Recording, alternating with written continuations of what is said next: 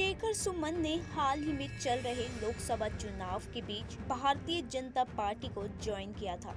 इससे पहले शेखर सुमन कांग्रेस पार्टी का हिस्सा थे, जिनके लिए उन्होंने 2009 में पटना साहिब से चुनाव भी लड़ा था। उस चुनाव में उन्हें हार का सामना करना पड़ा था, जिसके 3 साल बाद उन्होंने कांग्रेस से इस्तीफा दे दिया था। राजनीति से इतने सालों तक दूर रहने के बाद अब शेखर सुमन एक बार फिर राजनीति से जुड़ गए हैं।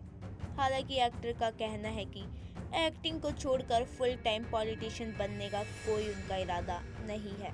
न्यूज़ 18 शोशा को दिए इंटरव्यू में शेखर सुमन ने कहा, मैं अभी भी एक अभिनेता बनना चाहता हूँ जो राजनीति का हिस्सा है, ताकि यह मुझे अपनी इंडस्ट्री और अपने राज्य के लिए उस तरह की चीज़ें करने के लिए सक्षम बनाए जो मैं करना चाहता हूँ।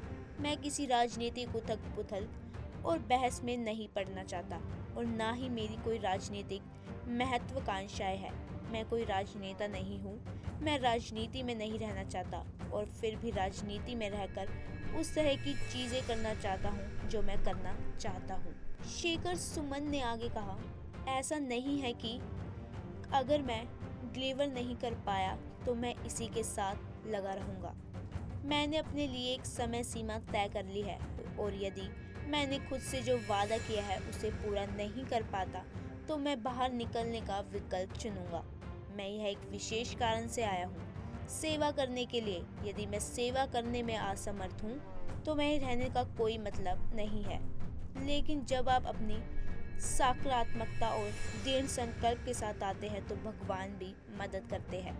बता दे, संजय लीला बंसाली की Netflix series Heera Mandi the diamond Bazaar के साथ शेखर सुमन लंबे वक्त के बाद स्क्रीन पर नजर आए हैं। इस सीरीज में अपने काम के लिए शेखर सुमन खूब तारीफें बटोर रहे हैं।